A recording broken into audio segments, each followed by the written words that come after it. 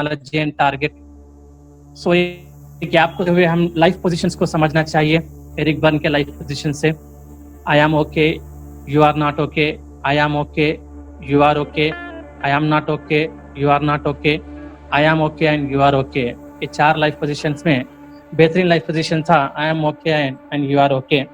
सो इसके बाद life position के बाद E plus R is equal to O outcome, ये चीज हम देखे थे। जैसा हम इवेंट रहेगा उसका रिस्पॉन्ड के हिसाब से आउटकम होगा। सो ई के जगह हम ये कहते थे बच्चे का बिहेवियर जो है जैसा आप रिस्पॉन्ड करेंगे सो वैसा ही आउटकम होगा। सो हम ज़्यादा से ज़्यादा रिस्पॉन्ड गलत अंदाज में करेंगे तो ऑटोमेटिकली आउटकम भी, बिहेवियर भी वैसे ही होगा। ये हम कल बात करे थे। उसके बाद हम क्या बात करे थे, रिस्पॉन्ड अगर बदलना चाहिए तो रिस्पॉन्ड के कुछ वो है महसूस, इंसान की ज़िंदगी बनाने के लिए, रहने के लिए सिर्फ खाना पानी कपड़ा और सेफ्टी नहीं, उसके लिए एक बायोलॉजिकल नीड भी है, वो है स्ट्रोक्स। सो जो स्ट्रोक्स हमें मिलते हैं उससे हम कुछ महसूस करते हैं अच्छा और बुरा। सो अच्छा और बुरा महसूस करने में हमारी एक सोच बनती है, वो सोच से हमारी आदतें और एक अच्छी लाइफस्टाइल बनती है। सो इसलिए हमें बच्चे को स्ट्रोक्स देना चाहिए। तो स्ट्रोक्स फिजिकल होती है, वर्बल होती है, नॉन वर्बल होती है। सो अगर physical strokes, verbal and non verbal stroke अगर पॉजिटिव हो गए तो बच्चे के एनर्जी लेवल्स बढ़ जाएंगे, अगर नेगेटिव हो गए तो बच्चा के एनर्जी लेवल्स कम हो जाएंगे। सो पॉजिटिव एनर्जी लेवल्स देना चाहिए।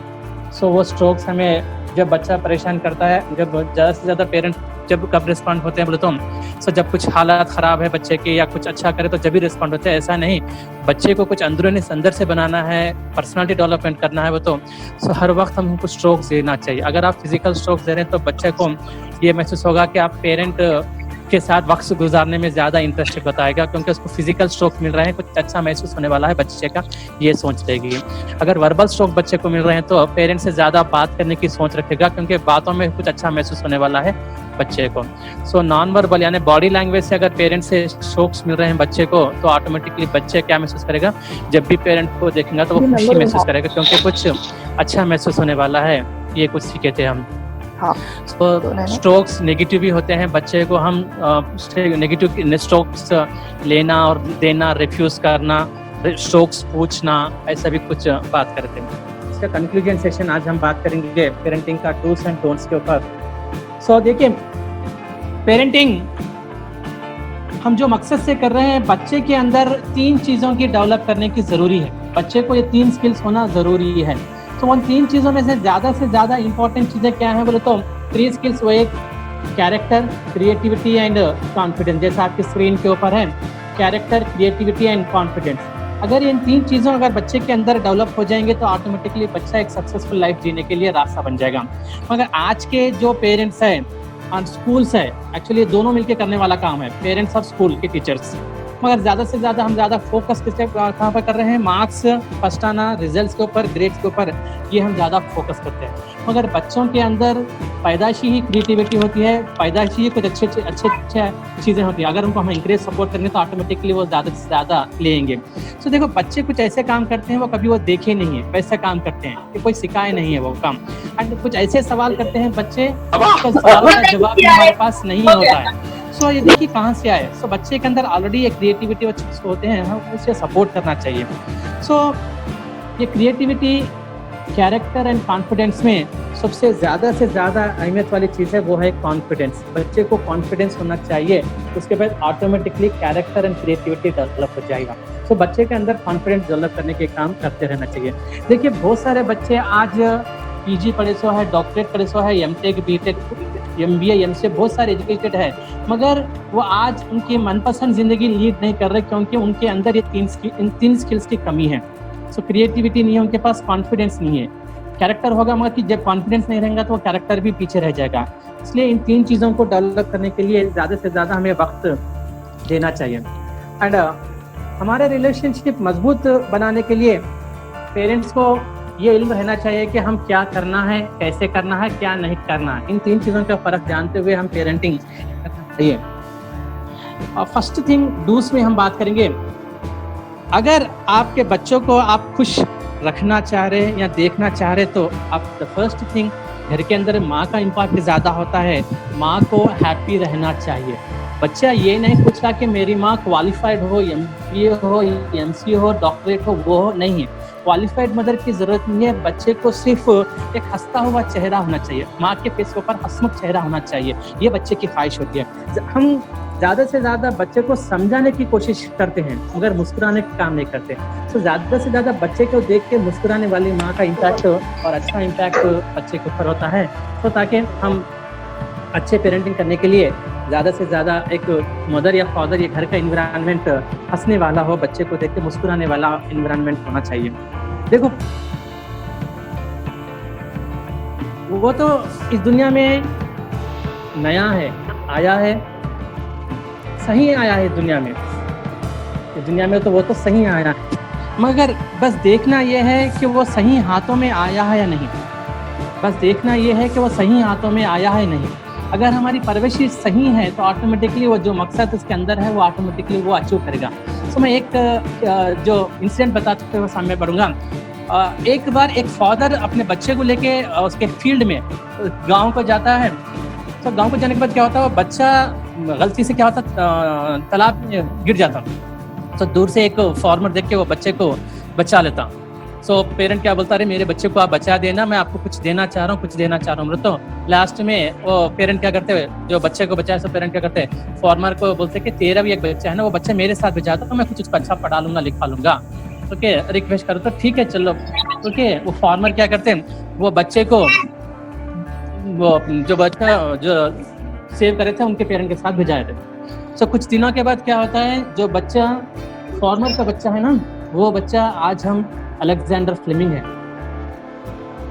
सो देखिए, जो बच्चा पानी में डूब रहा था वो बच्चा कौन है मालूम है, विंस्टन चर्चिल है। तो देखो, एक पेरेंटिंग का हाथ जैसा बदल जाने के साथ ही ऑटोमेटिकली क्या हुआ, बच्चे की जिंदगी में कितने सारे बदलाव आए।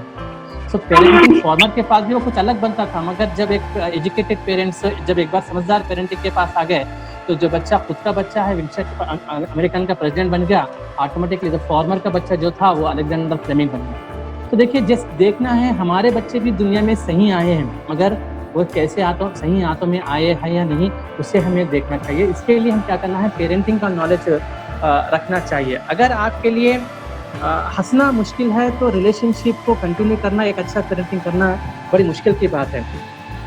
सो नॉट ओनली दैट, बच्चे आपको महसूस करते हैं, ऑब्जर्व करते हैं ज़्यादा से ज़्यादा, इसलिए आपको देखना चाहिए आपकी स्माइल जो भी है इंटरनली और एक्सटर्नली होना चाहिए। सिर्फ खाली इंटरनली बच्चा जब देख रहा है मुस्कुराएंगे, बाद में हम मायूस रह जाएंगे, तो ऑटोमेटिकली बच्चा महसूस करता है कि मेरी माँ को कुछ तकलीफ है।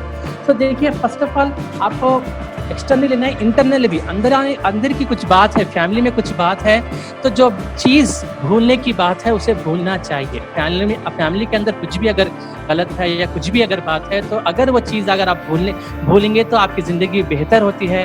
तो 99% 100% आप वो बात को भूलना चाहिए। अगर आप नहीं भूलेंगे तो वो आपका इम्पैक्ट जो है आपके पेरेंटिंग के ऊपर रहेगा।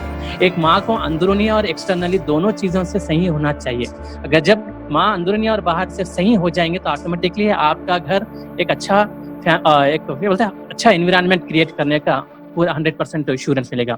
इसलिए जब एक एक्सटर्नली और इंटरनली अपना रिलेशनशिप सही हो जाए, अपना क्या बोलते हैं, मदर सही हो जाएंगे, फैमिली एनवायरनमेंट सही होगा, तो बच्चे के बीच में और आपके फैमिली के बीच में एक चीज डेवलप होगी, वो है क्या है, बोल सकते, चैट बॉक्स में बता सकते आप क्या बनेगी, अगर हम क्या डेवलप होगा हमारे बीच में और बच्चे के बीच में? Love affection.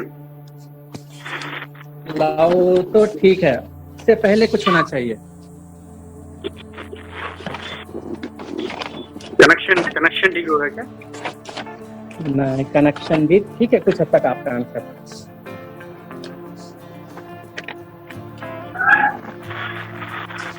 कोई और आंसर? वो है रिलेशनशिप। एक सही रिलेशनशिप बनेगा, सिर्फ बायोलॉजिकल रिलेशनशिप नहीं, इंटरनली मेंटली रिलेशनशिप भी बनेगा। तो इसलिए हमें फर्स्ट ऑफ ऑल ज़्यादा से ज़्यादा फोकस करना है रिलेशनशिप। सो इस रिलेशनशिप को हम जब हम रिलेशनशिप फॉर्म करेंगे तो कनेक्ट हो जाएंगे बच्चे का साथ सही तरीके से, ऑटोमेटिकली बच्चे का इम्पैक्ट, बच्चा हमारी बात सुनेगा, हमारी बात बच्चा सुनेगा, हम बच्चे की बात सुनेंगे, एक करेक्ट रिलेशनशिप डेवलप होगा। सो इस रिलेशनशिप को हम कंटिन्यू करने के लिए 2 चीज़ों की हमें इल्म रखना चाहिए। बच्चे को व्हाट नॉट टू से, क्या नहीं बोलना चाहिए, और हाउ टू से नो, कैसा नो बोलना चाहिए। ये 2 चीज़ों का कुछ लॉजिक रहना चाहिए उसके पीछे। बच्चे को रिस्पेक्ट करते हुए चाहिए और उससे लव मोहब्बत भी होना चाहिए। इन 3 चीज़ों का ख्याल रखते हुए बच्चे को क्या नहीं बोलना चाहिए और कैसा नहीं बोलना चाहिए, इन 2 चीज़ों का इल्म रखते हुए हम ये रिलेशनशिप को कंटिन्यू करेंगे। ज़्यादा से ज़्यादा बच्चों की परेशानी आएंगी, बच्चा जिद करता रहेगा, आप क्या कहेंगे, नो मैं नहीं करूँगी, नहीं होगा मुझसे, सो ऐसा कुछ कहेंगे। सो नो डायरेक्टली नहीं बोलना चाहिए बच्चे को, कैसा नो, लॉजिक होना चाहिए उसके अंदर, और बच्चे को रेस्पेक्ट होना चाहिए, उसके अंदर अपनी मोहब्बत भी दिखना चाहिए। तो वैसे वाला नो हमें बच्चे के साथ बिहेव करना चाहिए ताकि हम रिलेशनशिप को कंटिन्यू करें, एक अच्छे रिलेशनशिप को कंटिन्यू करें।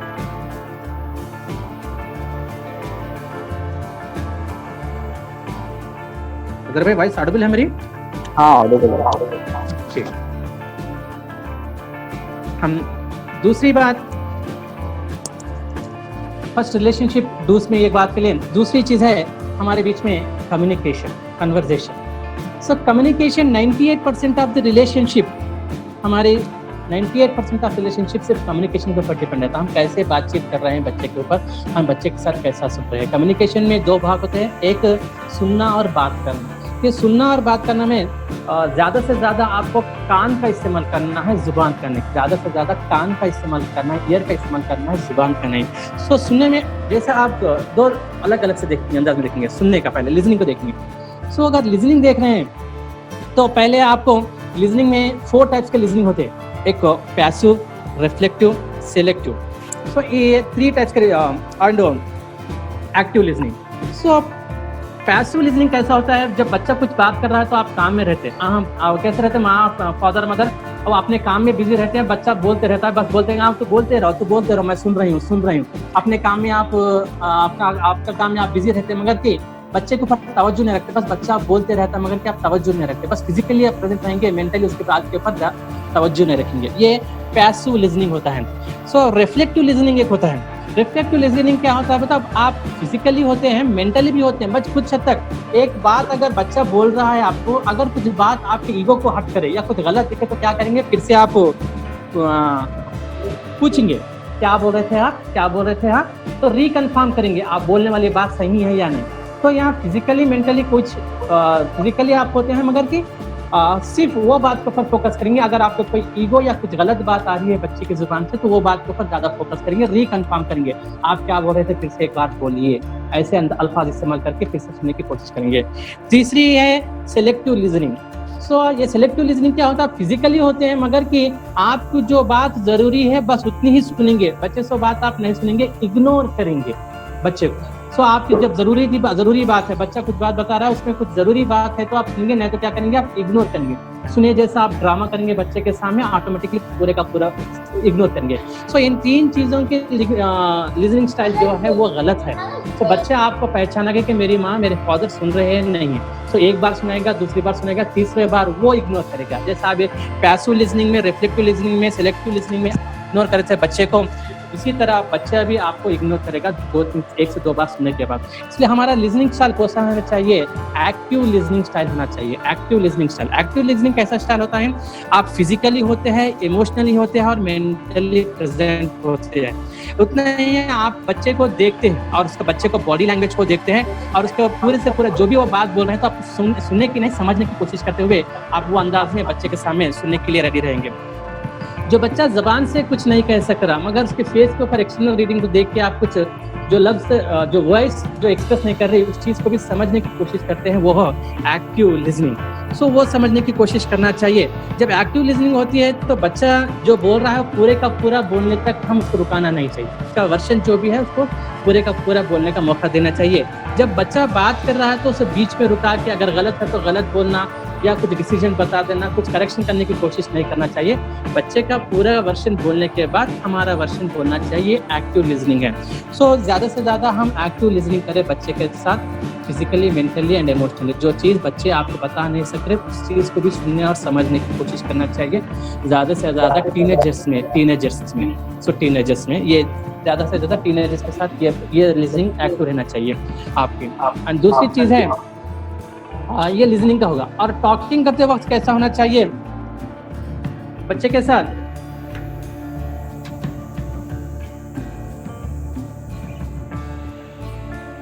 बच्चे को एक्सेप्ट करना चाहिए जो भी है, अप्रिशिएट करना चाहिए, रिस्पेक्ट करना चाहिए, करेक्ट करना चाहिए। ये चीज़ें आपके कम्युनिकेशन, आपके बात में रहना चाहिए। सो रिजेक्ट करेंगे तो बच्चा आपकी बात से नहीं सुनेगा। इसलिए बच्चे को जैसे भी गलती हो, कुछ भी हो, पहले एक्सेप्ट करो, उसके बाद अगर सही है तो अप्रिशिएट करो, नहीं सही है तो करेक्ट करिए। बच्चे जब भी हम बात कर रहे हैं बच्चे के साथ, उसकी रिस्पेक्ट करते हुए बात करना चाहिए। एंड नॉट ओनली दैट, हम जब भी बात कर रहे हैं तो हमारे अल्फाज ऐसे होना चाहिए, sorry, please, thank you, it's okay. So ये 4 अल्फाज हमारे टॉक में, बात करने में, कन्वर्सेशन में होना चाहिए। हम ज़्यादा से ज़्यादा हमारे घर में थैंक यू का वर्ड इस्तेमाल ही नहीं करते। ज़्यादा जैसे देखेंगे आप अमेरिका में, तो ज़्यादा से ज़्यादा थैंक यू का वर्ड इस्तेमाल करते हैं। वो घर में अगर बीवी खाना भी पका देंगे तो थैंक यू बोलेंगे, अगर घर में कोई पोछा भी मार देंगे तो थैंक यू बोलेंगे। सो एक थैंक यू वाला वर्ड ज़्यादा से ज़्यादा इस्तेमाल होता है अमेरिकन फैमिलीज में। और नॉट ओनली दैट, आप देखिए जापान में 10 पेरेंट्स के अंदर 6 पेरेंट्स एजुकेटेड होते हैं, पेरेंटिंग स्टाइल्स मालूम होते हैं। जो इल्म हम 3 से ले रहे हैं ना, वो 3 इल्मों के ऊपर वो एग्जाम लिखते हैं। सो 10 पेरेंट्स के अंदर 6 पेरेंट्स जापान के अंदर पेरेंटिंग को जानते हैं। इजराइल में अगर देखेंगे तो बच्चे को जब तक हाथ को नहीं देंगे, जब पेरेंट और मदर एंड फादर पेरेंटिंग का वर्कशॉप करके आएंगे तो जब भी बच्चे को हाथ को देंगे। सो पेरेंटिंग का एक अहम रोल है ये 2 कंट्रीज में, जापान और इजराइल में। इसलिए हम इन चीज़ों का हमारे कम्युनिकेशन में इन चीज़ों को रखना चाहिए। फर्स्ट लिसनिंग में एक्टिव लिसनिंग होना चाहिए। और चीज़ें जब हम बात कर रहे हैं तो बच्चे को एक्सेप्ट करना चाहिए, अप्रिशिएट करना है, रिस्पेक्ट करना है, करेक्ट करना है। नॉट ओनली दैट, हम जब बच्चे से बात कर रहे हैं तो automatically sorry, please, thank you, it's okay का भी अल्फाज हम इस्तेमाल करना चाहिए। एंड तीसरी चीज़ है क्वालिटी टाइम।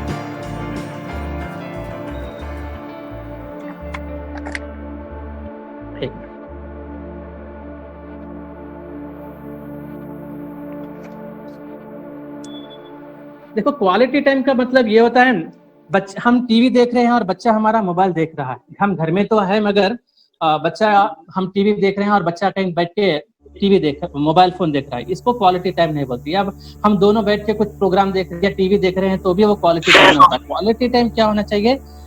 अगर क्वालिटी टाइम आपके बच्चे को आप देना चाह रहे तो पहले क्या करिए, बच्चे का इंटरेस्ट क्या है देखिए। अगर बच्चा क्रिकेट में इंटरेस्ट रखता है या फुटबॉल में इंटरेस्ट करता है या हॉकी में इंटरेस्ट करता है, तो अगर आपको इंटरेस्ट भी नहीं है पेरेंट को, फादर को, तो बच्चे के इंटरेस्ट को जानिए। अगर बच्चा क्रिकेट में इंटरेस्ट करता है तो क्रिकेट के बारे में बच्चे से पूछिए, ताकि दोनों मिलकर क्रिकेट के बारे में बात करेंगे या उसके मनपसंद गेम के बारे में बात करेंगे तो क्वालिटी टाइम बनेगा। एक अच्छा डिस्कशन होगा पेरेंट, फादर और बच्चे के बीच में। जब अच्छा डिस्कशन, गेम ऑलरेडी दोनों मिलकर देख रहे हैं, अच्छा डिस्कशन चल रहा है, तो ज्यादा से ज्यादा पेरेंट के साथ, फादर के साथ अटैचमेंट होगा।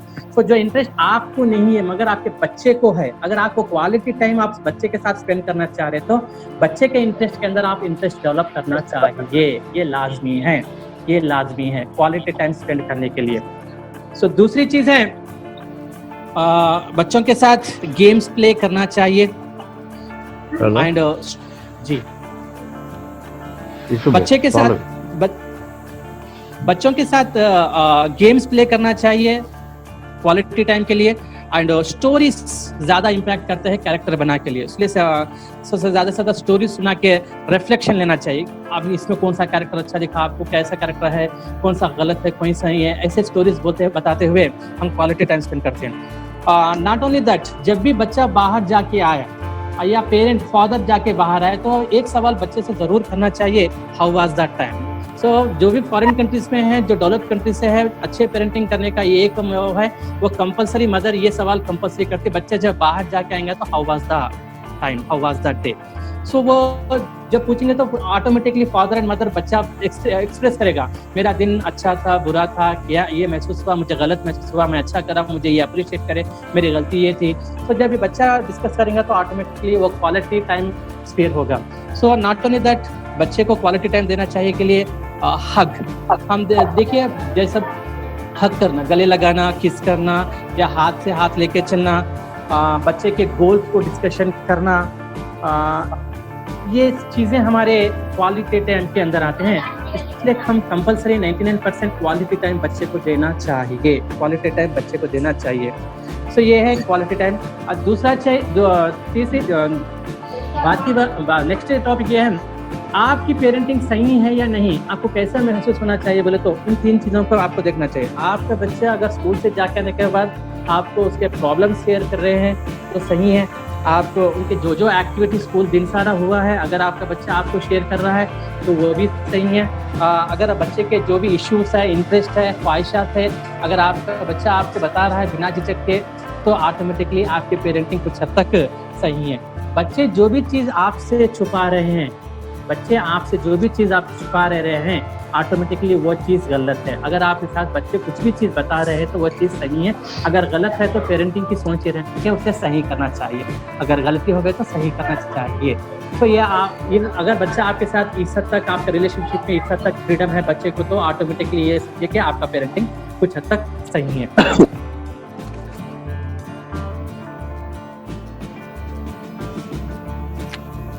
यूसुफ भाई, जी जी जी अस्सलाम वालेकुम। वालेकुम सलाम। खैरियत जी।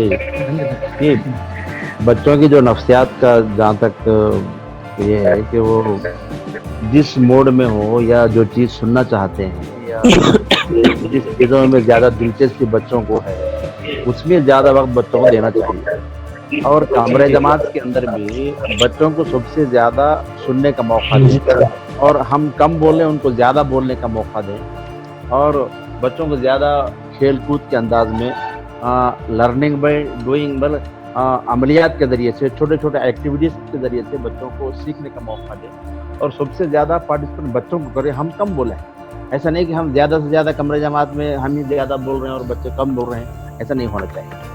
नहीं, सही बात है। वही सर, तो हम डिस्कशन में रखेंगे पूरी बात। नेक्स्ट चीज़ है हमें स्मार्टफोन वर्सेस पेरेंटिंग। तो क्यों बच्चे ज़्यादा से ज़्यादा पेरेंट्स से ज़्यादा मोबाइल फ़ोन के साथ क्यों अटैचमेंट है? तो देखिए, एक लॉजिकल सोच देखिए। पेरेंटिंग जब वो टीचर्स बच्चे के मिस्टेक्स निकालेंगे। पेरेंटिंग अगर तो बच्चे माँ बाप भी क्या करेंगे, बच्चा कुछ गलत करे तो वो स्कोल्ड करेंगे, फादर भी स्कोल्ड करेंगे, मिस्टेक्स निकालेंगे, रूटीन होते जाएंगे बच्चे के साथ जो भी है। हर रोज़ क्या होता है, रूटीन होता है। सो ये चीज़ें आम खास हमारे बच्चों के अंदर, बच्चों ये महसूस करते हैं कि मुझे मेरी मिस्टेक्स को बताया जाता है, मुझे गुस्सा करता जाता है, मुझे डिसरेस्पेक्ट कर रहा है, एंड लाइफ रूटीन है। देखिए, ये तो हमारे पेरेंटिंग के अंदर है। मगर अगर मोबाइल फ़ोन के ऊपर क्यों बच्चे के ऊपर ज़्यादा दिलचस्पी है? क्या बच्चा बच्चे को वहाँ मोबाइल फ़ोन के गेम के अंदर अप्रिशिएट करते हैं। एंड नॉट ओनली दैट, वहाँ कोई स्कोल्ड करने वाले नहीं है, वहाँ अप्रिशिएट करते हैं, वहाँ कोई स्कोल्ड नहीं करते। अगर नॉट ओनली, दूसरी चीज़ है, वहाँ बच्चे को रिस्पेक्ट मिलता है। वहाँ कोई क्या बोलते हैं, अगर हाथ भी गया तो क्या था, नेक्स्ट टाइम गुड लक बोल के आता। सो बच्चे को वहाँ रिस्पेक्ट ज़्यादा मिलता है। और नॉट ओनली दैट, बच्चे को वहाँ वाव वाला मोमेंट मिलता है। बच्चा कुछ जीतेगा तो ऑटोमेटिकली अंदर से महसूस होगा कि मैं कुछ कर रहा हूँ, ये महसूस होता है वहाँ बच्चे गेम्स खेलने में। नॉट ओनली दैट, गेम का एक लॉजिकल क्या करते हैं मोबाइल गेम्स में, बच्चे के एज के अप्रोप्रिएट गेम करते हैं, स्टेज 1, स्टेज 2, स्टेज 3, स्टेज 4। सो बच्चा जब स्टेज 1 विन हो जाएगा तो बच्चे को बच्चे को छोटे छोटे चैलेंजेस फेस करना, चैलेंजेस विन करने में ज़्यादा शौक रखते हैं, ज़्यादा दिलचस्पी रखते हैं। तो वो दिलचस्पी हमारे पेरेंटिंग में नहीं है, इसलिए वो बच्चे को गेम्स में वो महसूस हो रहा है। छोटे छोटे गेम्स, जो छोटे छोटे स्टेजेस को एक ही बार बड़ा गेम कोई नहीं रखते। कोई मोबाइल गेम सक्सेस नहीं हुआ ऐसा। तो स्टेज 1, स्टेज 2, स्टेज 3, स्टेज 4, क्योंकि बच्चा छोटे छोटे टारगेट को रीच करेंगे तो ब्रेन की आदत है, छोटे छोटे चैलेंजेस जब रीच करेंगे तो ऑटोमेटिकली उसका ब्रेन में वाव मैं कर चुका हूँ। सो जब वो कर चुका होगा तो बच्चा ऑटोमेटिक गेम में थालियां मारेंगे और नॉट ओनली दैट, उसको अप्रिशिएट करेंगे, वेल डन, वेरी गुड, आपको इतने पॉइंट्स।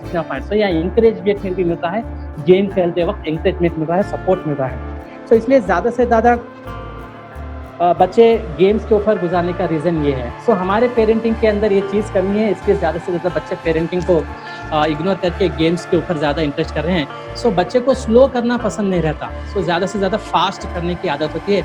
वो गेम भी फास्ट करने के, मोबाइल फ़ोन में भी फास्ट होते हैं, और रूटीन हमारे पेरेंटिंग में होते हैं, मगर कि मोबाइल फ़ोन में गेम स्टेज 1 होने के साथ ही स्टेज 2 कुछ अलग होता है, स्टेज 3 अलग होता है, स्टेज 4, सो रूटीन को रिपीट नहीं करते वहाँ पर। सो ये चीज़ें एडिशनल चीज़ मोबाइल फ़ोन है, इसलिए हम बच्चे मोबाइल फ़ोन को ज़्यादा एडिक्ट होते हैं। सो मोबाइल फ़ोन से बच्चे को अलग करने के लिए पहले तो फैमिली के अंदर आपको क्या करना चाहिए, फैमिली प्रोटोकॉल होना चाहिए। फैमिली प्रोटोकॉल बोले तो रोज़ भर का मॉर्निंग 5 से लेकर रात में सो गए तो वक्त तक कौन से जिम्मेदारी फादर को निभाना है, कौन सी जिम्मेदारी मदर को निभाना है, कौन से वक्त को कौन सा काम करना है, कौन सा ब्रेकफास्ट कब करना है, लंच कब करना है, और नाइट का डिनर कब करना है, ये चीज़ प्रोटोकॉल रखना चाहिए। And not only that, games का डिस्कशन का, फैमिली टाइम का, इस हर चीज़ को रखना चाहिए। तो इसको ब्रेक होने के लिए नहीं रखना चाहिए। प्रोटोकॉल इसे कहते हैं, प्रोटोकॉल, फैमिली प्रोटोकॉल। सो जब अब हम परफेक्ट प्रोटोकॉल रखेंगे फैमिली के अंदर, सो फादर को उसी चीज़ में इन्वॉल्व होना है, उसमें मदर नहीं होना चाहिए। मदर जो इन्वॉल्व हो रहे हैं तो फादर, इन दोनों के बीच में अगर कुछ अनबन चल रही है तो ऑटोमेटिकली बच्चे पहचानेंगे, ऑटोमेटिकली गेम खेलना शुरू करेंगे। फादर के साथ में मदर के बारे में अच्छा बोलेंगे, मदर के सामने फादर के बारे में बुरा बोलेंगे, ऐसा कुछ गेम करना शुरू करेंगे बच्चे। उसके प्रोटोकॉल को परफेक्ट रखना चाहिए।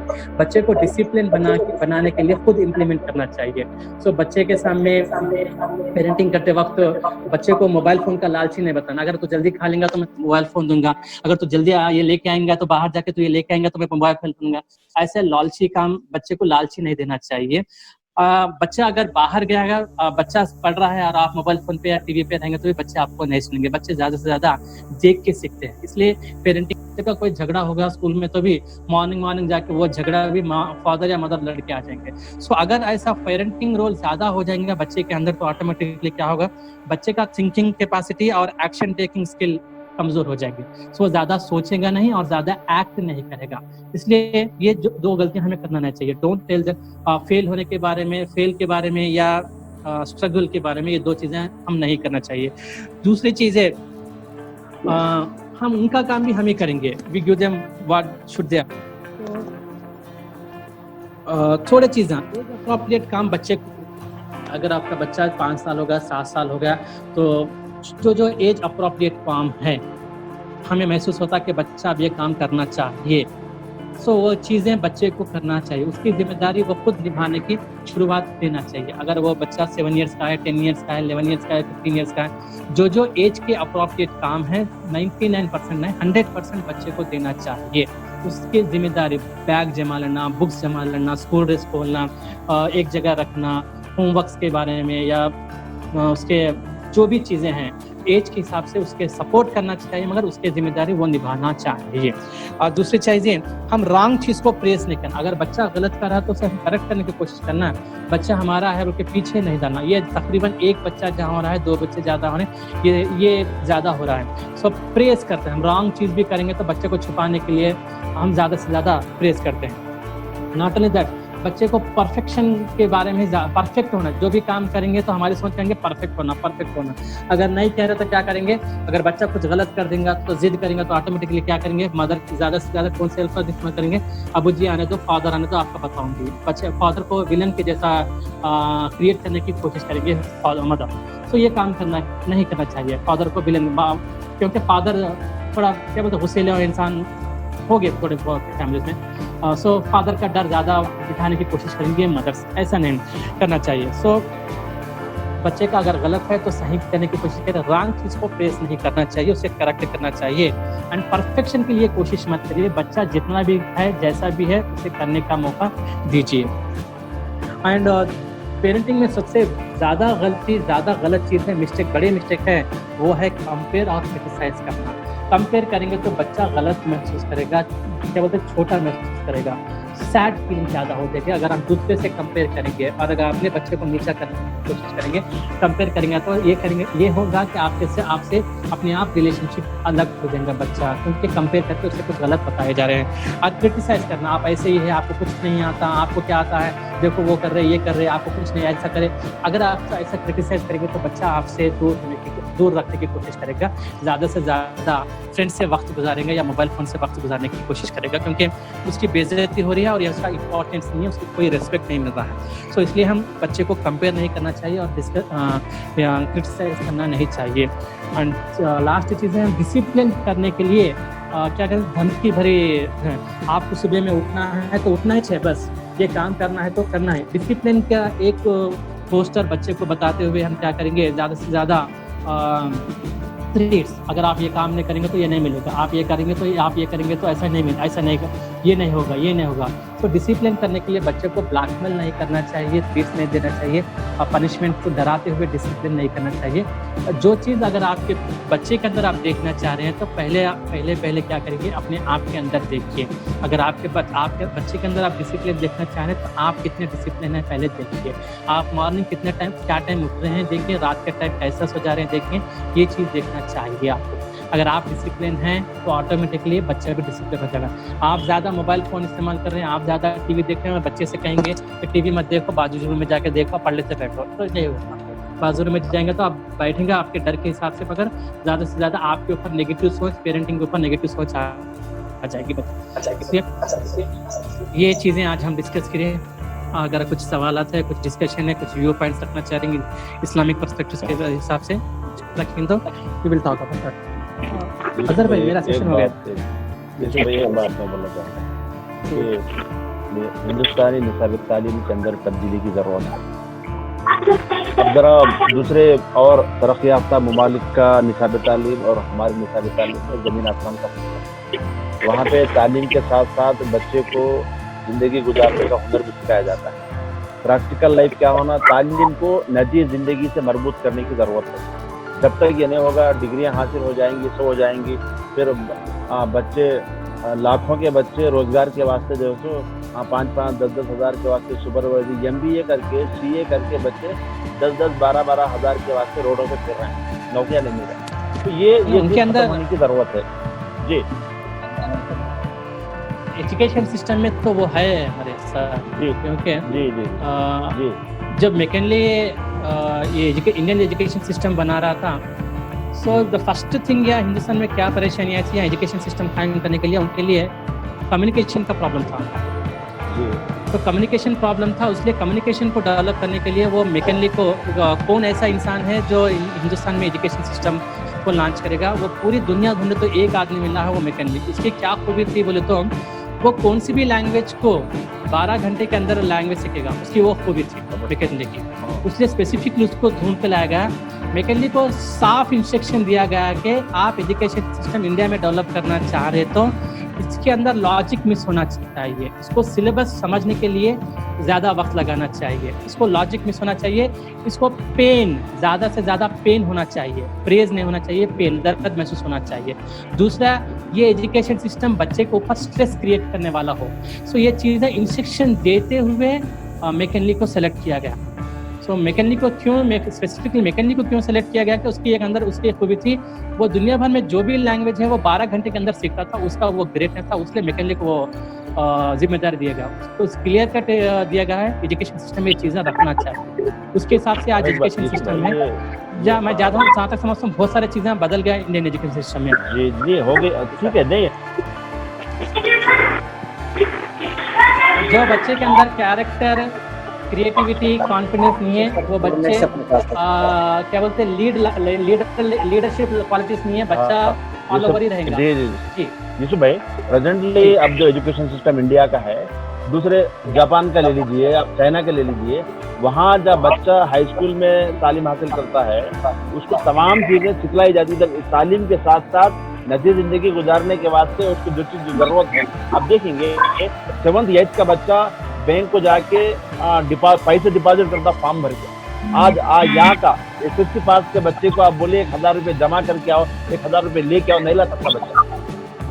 तो ये तमाम जो चीज़ें हैं, बच्चे को तालीम के साथ साथ ये माँ बाप की जिम्मेदारी है कि उसको ज़िंदगी में काम आने वाली तमाम चीज़ों से उसको वाकिफ कराया जाए। उसको जीने का ढंग सिखाया जाए, उसके अंदर हिम्मत पैदा की जाए, उसके अंदर क़ुव्वत ताकत पैदा की जाए, उसको इतना ऐसा उसके जहन को बनाया जाए कि समाज के अंदर बेहतर अंदाज में अच्छे इंसान की हैसियत से जिंदगी गुजार सके। ये असल तालीम का मकसद है। इस बात से अल्लामा इकबाल ने कहा था कि अल्लाह से करे दूर तो तालीम है फितना, औलाद भी इमलाक भी जागीर है फितना बने। ये अगर आपकी तालीम दुनिया से उभर जाने की। सर जी जी सर बिल्कुल टाइम करीब है सर, एक 2 मिनट बचे हुए हैं। मोहित भाई बहुत शुक्रिया मोहित भाई की, खैर बहुत सही बातें आप बताए हैं इंशाल्लाह। मोहित भाई को और हमारे करीम भाई को देखिए सेशन को क्लोज करिए सर, मतलब टाइम फिर लॉग आउट होना पड़ता है सर। ओके क्लोज कीजिए। ओके जज़ाकल्लाह। मोहित भाई और करीम भाई जी बोलिए। मोहतरम सदर all India ideal teachers association जिला संगारेड्डी जनाब अब्दुल करीम साहब और उनकी ज़िले टीम, और आज के जो गेस्ट यूसुफ साहब जो कि सदाशिवपेट यूनिट के सदर भी हैं, उनके ज़रिए से हम बच्चों के साथ वालिदैन का रिश्ता जो हमवार करना है, इससे मुताल्लिक़ तफसील से सुन रहे थे। ये बड़ी खुशाइन बात है कि हमारे इस ज़िले के अंदर एक मोटिवेशनल स्पीकर दस्तयाब है, जिससे हम बड़े अच्छे अंदाज से इस्तिफ़ादा हासिल कर रहे हैं। मैं मुबारकबाद देता हूँ इस ज़िले टीम को, जो कि अपनी बड़ी अरख़ के साथ इस प्रोग्राम को मुनक़िद करने का बेड़ा उठाया, और ख़ासकर जो हमारे होस्ट जो हैं मेज़बान सैयद अज़हरुद्दीन साहब, जो कि हमारे मीडिया सेक्रेटरी हैं डिस्ट्रिक्ट के, उनकी भी काविश बहुत ज़्यादा है। तो इससे भी मैं उनके साथ सारी टीम को मुबारकबाद देता हूँ, और हमारे असातिज़ा किराम से उम्मीद करता हूँ कि इस किस्म के प्रोग्राम्स आइंदा भी मुनक़िद करते रहेंगे, ताकि हमारे असातिज़ा इससे इस्तिफ़ादा हासिल करेंगे। क्योंकि बाप या वालिद का जो बच्चों के लिए सबसे ज़्यादा जो अहम जो चीज़ है, वो बच्चे के लिए इल्म और तरबियत और उसके अखलाक को आगे बढ़ाना है। तो हमारे असातिज़ा की ख़ास जिम्मेदारी ये होती है कि वो बच्चे के साथ रिश्ते को इस्तवार करते हुए तालीम दें, ताकि हम आइंदा अपने इस अमली जो कि हमारे स्कूल शुरू होने वाले हैं, मैं क़ब्ल वक्त तालीमी साल की मुबारकबाद भी पेश करता हूँ, और जो मौका मुझे दिया गया है इस पर मैं अल्लाह का शुक्र अदा करता हूँ। और करीम सर 1 मिनट